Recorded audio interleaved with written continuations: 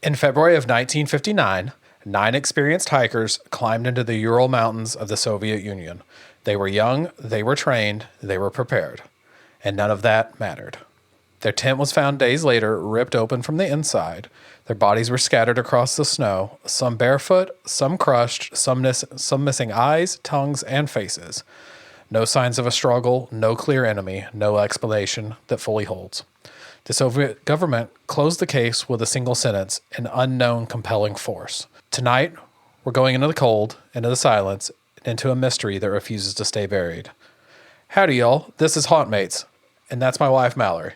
And that's my husband, Jeffrey. And speaking of being cold, we survived the fucking 2026 ice apocalypse. We did. Like, we did not lose any power. We didn't freeze. Thank God. Because last time we did lose power. We had rolling power outages, and it sucked. It was bad. Yeah, we had probably about 20 minutes of power a day. Between 20 and 20 minutes an hour, roughly. Yeah, so. It's like 20 minutes on, the rest of the hour off. Yeah, and it was not fun. But this year was weird. It's like it was way icier than it was that year. Yeah. But we didn't lose power. But I'm cool with that. I'm perfectly fine with that. No, there was a lot of ice. People were ice skating. Yeah, people were literally ice skating in the streets in Texas. Isn't that crazy? I told Jeff that I want to get ice skates just in case. Yeah, I mean, that would be pretty cool for that. Because, I think we're really good ice skaters. Yeah, same. I mean, when we did it for your niece's birthday, And that was hilarious because I was talking crap to my family, yeah, I'm going to outskate you, I'm going to outskate you. And it was funny because whenever it came time to actually going ice skating, they were laughing and didn't realize I was such a good ice skater. And my dad was like, "What do you mean? She's only had 20 of these birthdays." Yeah, no shit. Being a December birthday. That's true. It's, when you're December birthday, you go ice skating, I mean, it's easy parties. It's an easy party. It's an easy kid party. So it makes sense. Easy kid party. Yeah. But when going and when we were doing those laps, it's a lot of fun. It is a lot of fun. We should do it again. Yeah, we should. I mean, we just go buy a ticket and just go in, Exactly. I mean, it's exercise, but... It's exercise. I need exercise that is, it's disguised exercise. Disguised exercise. Disguised exercise. Yeah, it sounds like a good thing. Yeah. You're just having fun, You're just living life and skating. Yeah. And I'm really glad that all the ice finally melted since we're going out of town this weekend. Yeah, we're going back home for me. To West Texas, Midland, Odessa area, with this episode, there's lots of death and everything like that. And that's also why we're going out there. So we got to go to a memorial. With life comes death. So make sure and live your life. That's why when we're going out, I'm going to get a tattoo. Funeral and a tattoo. Funeral and a tattoo. It's so fitting for us. It is. Well, it's more like a memorial, but definitely the vibes are there, right? Vibes are definitely there. But yeah, so with that, we were while we're out there, Jeff has many tattoo friends, so hit up one of them. Yep, I'm excited for you. I am too. I'm just excited to see my parents and... I am too. I'm excited for you, and I'm excited to see them as well. Yeah. But I know you've been missing them. Yeah, I have. And it sucks that, the reason I'm going out there is because of someone dying. But on the other hand, as we said, with life comes death. Exactly. And I don't know if your family's similar to my family, but it seems like death always brings everybody together. It's true. It does. And And fun little funeral fact, back in the day, how there's parks and stuff people go to now? Mm-hmm. Well, back then there weren't parks, public parks like there were, everywhere with slides and all that. So people would actually go to cemeteries and graveyards and walk around like a park. Because it was always beautiful, picturesque. That's interesting. Never thought of that. It's a little fun fact. That is a little fun fact. And I know your story revolves around something cold as well, right? It takes place in the USSR, which is Russia back in the late 50s, Cold War times and everything like that. And I get it. It's like when I tell people my ancestry is from Czechoslovakia, but it's the country totally broke up since then. Yeah, exactly. So there was, getting into that now, this is a Dyatlov Pass Incident is what this is. So there was 9 hikers, mostly engineering students in their early 20s, plus one older experienced instructor. So everyone's experienced. Everyone is experienced. This shouldn't go bad. This should not go bad at all. It was led by Igor Dyatlov, known who, that's how it got its name. Oh, so it's named after him. Yes, the Dyatlov Pass. Oh, wow. He was known for meticulous planning and strong leadership. Several members had already completed even more difficult winter expeditions before this. So they're experienced. This isn't as difficult what they're used to. Yep. Nothing should go wrong, right? Yeah. You know, they weren't inexperienced at all. They understood survival strategies, winter sheltering, and emergency planning in the event that something bad happened. I just know this probably doesn't end well. No, not at all. Panic alone is unlikely to explain what happened. The pass that they were going up is a high difficulty category 3, which that means it's not just like a hike, it's also skiing and expedition style stuff. Kind of like the shit you have to do like when you go across like Antarctica. Oh, wow. But it's not that rough. You know what I'm saying? Yeah, but they still have to Like ski and use snowshoes and everything. Yeah, like they have to switch up how they're just walking. It was in the northern Ural Mountains. Completing the expedition brought prestige, academic recognition, and professional advantage for like some of them for, you know, saying, hey, it looks good on their resume, essentially. Oh, okay. That makes sense. Is that why they were doing it? Or it just, I don't really. I feel like those people just want to do stuff like that. Yeah, they were just there's no reason. It's winter break. Let's go fucking do some cold shit. Yeah. Let's drink vodka in the mountains. It sounds so Russian. Exactly. Turning back was possible, but they didn't want to. Well, this is their experience. This isn't as difficult what they're used to. So the environment around it was remote Soviet wilderness, and it's extremely isolated. You know, I mean, it's like very isolated. Oh, that's so scary. To make this even more scary, so remember whenever it was the ice apocalypse that we just happened? Yeah. How cold was the coldest? I think it got to 19. It was, and that's fucking No, cold. I think one of the days it got down to 7. Did it really? Yeah, but I mean, it wasn't like the actual air temperature was 7, but like with wind chill, it was obviously colder. Stop. Because it was cold. Like, I mean, again, we were inside, but we would go outside just to see the ice. And you were out there and you're like, get me in. Yeah. The air temperatures without wind chill were between negative 13 degrees Fahrenheit and negative 22 Fahrenheit. Negative? That's without the wind chill. Oh my God, I bet there was such a wind. The wind is what gets you. Yes, the wind is what'll fucking get you. There was no rescue infrastructure. Once you were there, you were truly alone. And I mean, once you're there, you're fucked. You're either making it out or you're not making it out. Oh, that's scary. Yeah, it is very scary. See, I couldn't be a hiker like that. Not at all. I want to be a whimsy hiker. Just like say hi to the fairies, give little tokens. Kind of like how we did in Scotland. Yeah, and just appreciate the beauty. Take my time so I can heavy breathe because if it's mountain air, my Texas lungs can't handle it. This is true. 100%. Us in Colorado. Very much us in Colorado. February 1st, 1959 is when this all goes to shit. Oh, wow. Oh, February 1st? And it's February 5th that we're recording this. Yep. Oh, So wow. This is very fitting. It's very fitting. The weather deteriorated even more than it already was. So it started having even heavier winds than normal and more blowing snow that, you know, you couldn't see shit. Group stops earlier than planned and sets up camp on the slope of Kolotsiakul, which roughly translates to English, the Mountain of the Dead. Are you kidding me? Yeah, it sounds like a great place to stop and camp, right? The Mountain of the Dead. I'm going to go with no. Yeah. So the first kind of awkward thing about it is the camp positioned on an exposed slope rather than like in the forest. So like they didn't like, they were kind of in the open. You know, like when you're camping and shit like that, you kind of want to be like in trees and shit like that.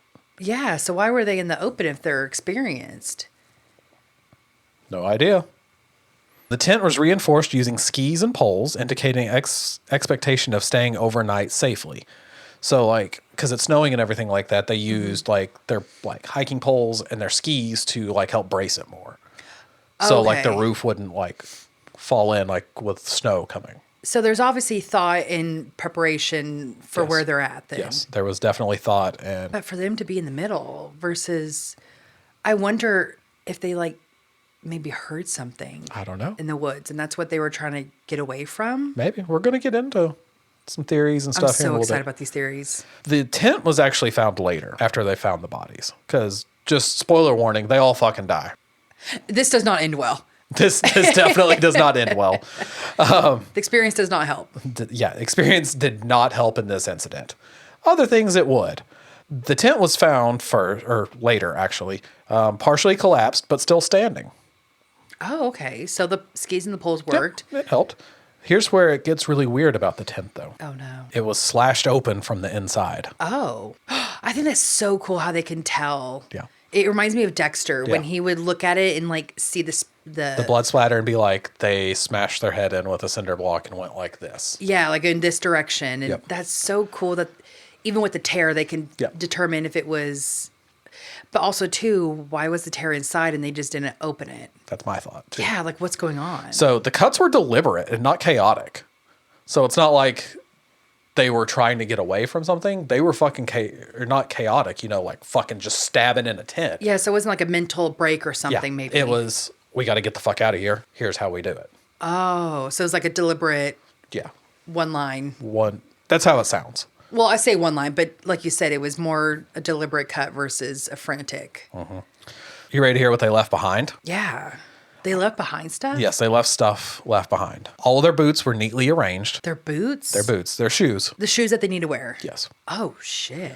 Heavy coats That they need to be wearing. that they need to be wearing. Gloves that they would need to be wearing.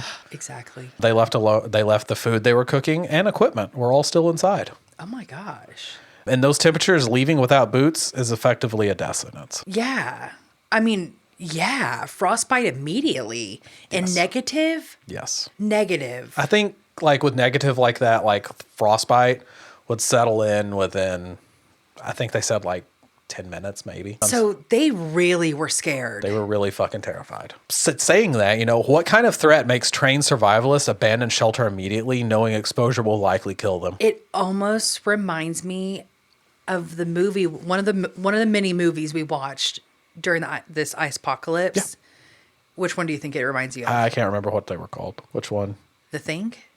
Oh, yeah. It reminds me of The Thing of what if one of them wasn't one of them? and that's why that's why they were deliberately Trying get to out Get out.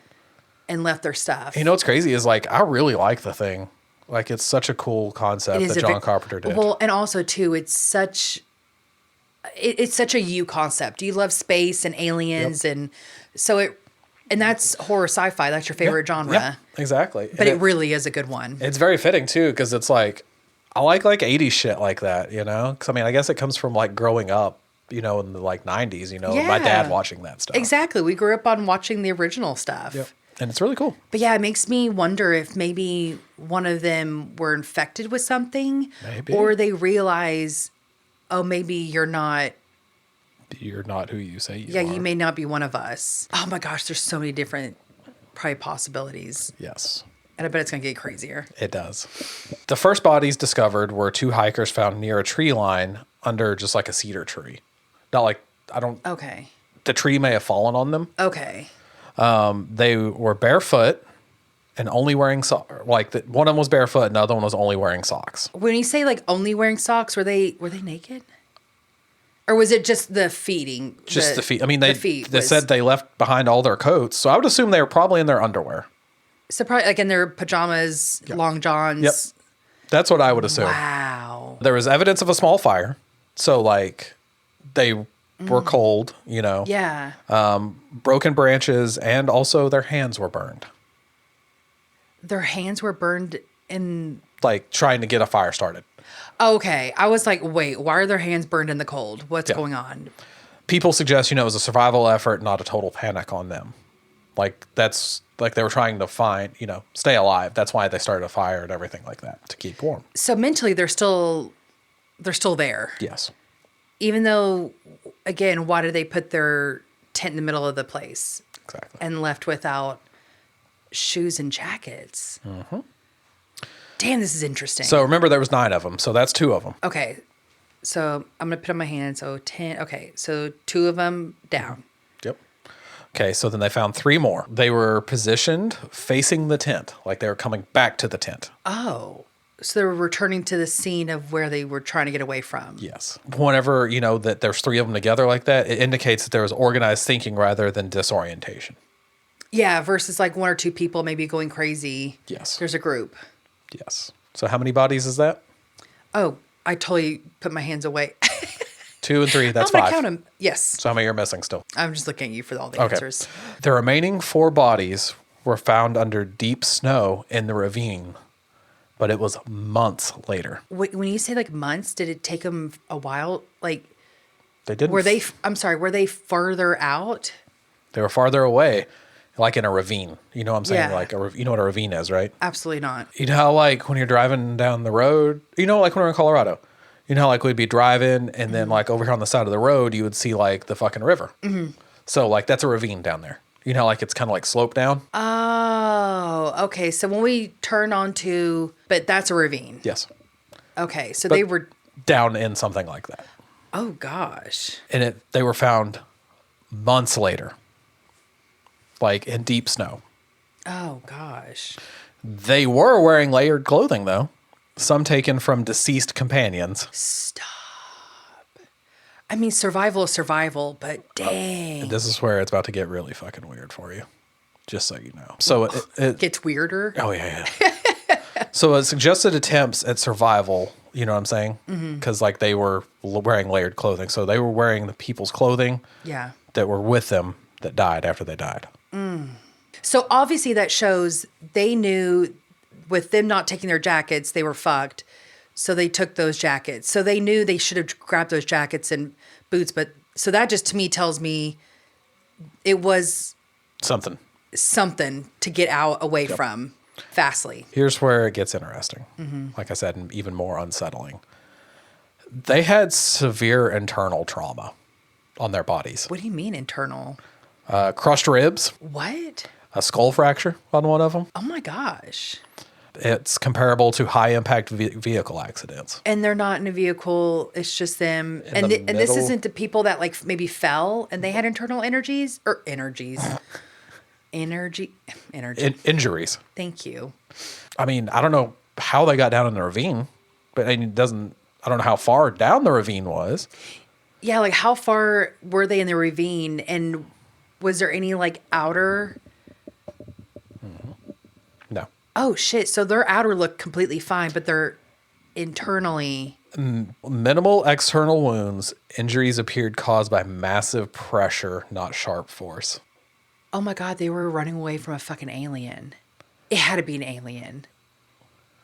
I'm not saying it's aliens, but it's always fucking aliens. You're really going to think that after I'm telling you what I'm about to tell you. Okay, what does alien do? Some of the victims in the ravine were missing their tongue, their eyes, and some soft tissue. Some soft tissue? Were they taking a fucking sample? I guess so. It was a fuck. It was a fucking alien. I'm telling you, man. Can you imagine being the fucking poor soul that fucking found this and be like, why the fuck is his eyes missing? I mean, truly imagine how traumatic that would be. Yeah. Like just on your daily little hike or, maybe like you're going on a hike and just Yeah. la la la, just getting out, exploring the great wilderness, and to not only see a dead body. And for it to be missing things like its eyes and its tongue. That's messed up. That's really fucked up. It really is fucked up. See, that's why you just gotta cuss and say that's fucked up. Yeah. Because that's fucked up. There's no nice way to put this. There's no nice way to put it. That It's is fucked fucked. up. That is fucked. I mean, just this. I would need therapy after seeing shit like that. Like, truly. Yeah. The official explanation for them was it was natural decomposition and like scavengers, like, you know what I'm saying, like animals and shit. Bullshit. That's what they want you to think. But it's still controversial due to like unusual patterns about it. Yeah, with their internal selves crushed and their outside body looks completely fine. For the most part. But that's crazy. Yep. I guess it's crazy for their outside body to look like it didn't go through as much trauma as their internal body did. You ready for one more weird thing about it? Shut up, there's more. There's one more weird thing. But wait, there's more. But wait, there's more. There was radiation detected on select clothing items. Like on some of the clothing items, there was radiation detected on it. Not lethal levels, but unusual enough to raise people being like, why the fuck is there enough radiation? Yeah, for them to be in the wilderness. Yeah. And there's like no official reasoning for. Because they stumbled upon something. Yeah. And whatever that something was, did not want them to be there and to see them. Yeah. Whatever that is. Yep. Okay. So here's some of the actual explanations, just so you can hear what, was determined. Okay. So the Soviet investigation, of course, right, concluded no criminal activity. And then the case files were immediately sealed. And the families of the people received limited explanations on what happened. Those poor family. The poor families. I mean, That's it's so fucking crazy the fact that Soviets were like, nothing to see here. Yeah. So some people in like modern times actually, I mean, it's some of those things that's still studied, because it's so different and so interesting. yeah. Well, yeah, it's so intriguing because what happened? Yes, exactly. Popular modern explanation is the fact that there was an avalanche. That explains, like why they were crushed. Yeah. And everything like that. But what about the radiation? Exactly. So that only explains one possible theory, not what happened for everybody. Here's the problems with it being an avalanche. People saying it's avalanche. Mm-hmm. There's lack of classic avalanche debris. Like there wasn't debris. It was just. Because if there's avalanche, you'll see like the trees have been crushed and.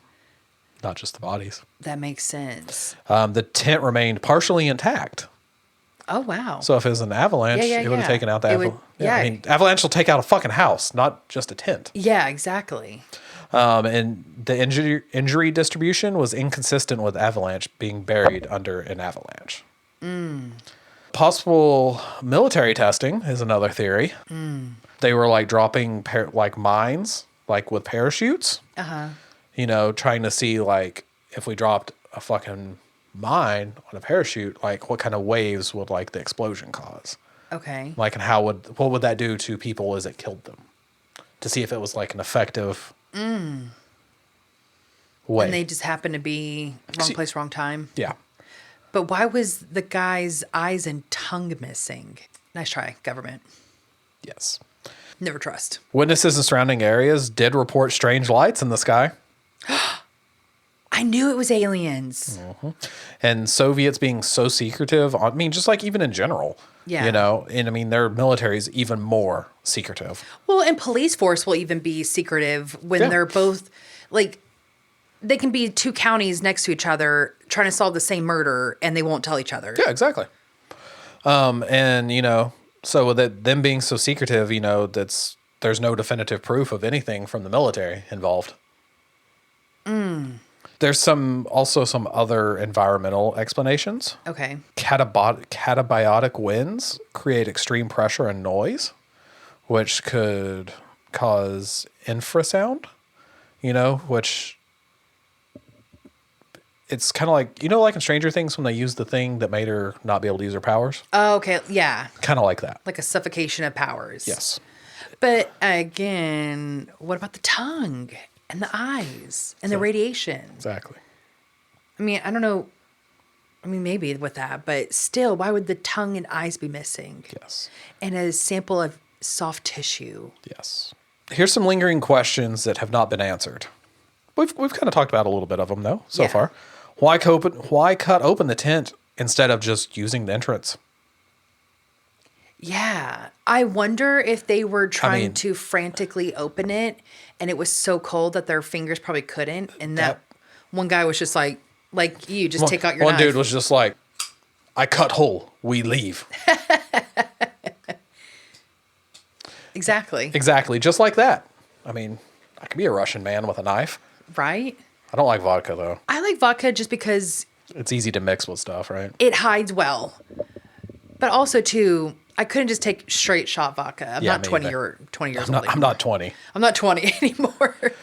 Why split into smaller groups? Like, it's cold as fuck out there. Body heat. Yeah. Fucking there's 9 of you. And were they all going? Yeah, especially for them to come back. Like, some were going this way, some were going that way, some were going, but then coming back. Yeah. It's like they were all three, all 3 groups were in different thought processes. Unless like all those people that were in the different groups couldn't agree to the other groups. Yeah, maybe. Why did some hikers die of exposure, like to the elements? Yeah. While the others suffered massive trauma. This is so interesting because there's no like, huh, what? But it has to be aliens. Mm-hmm. Why was the case records sealed so quickly?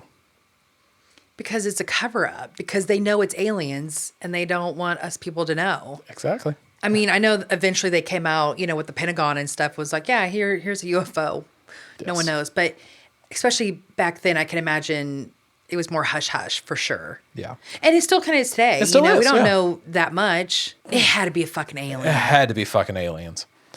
Or something weird like that. And I wonder, too, if, like, there's different species of aliens.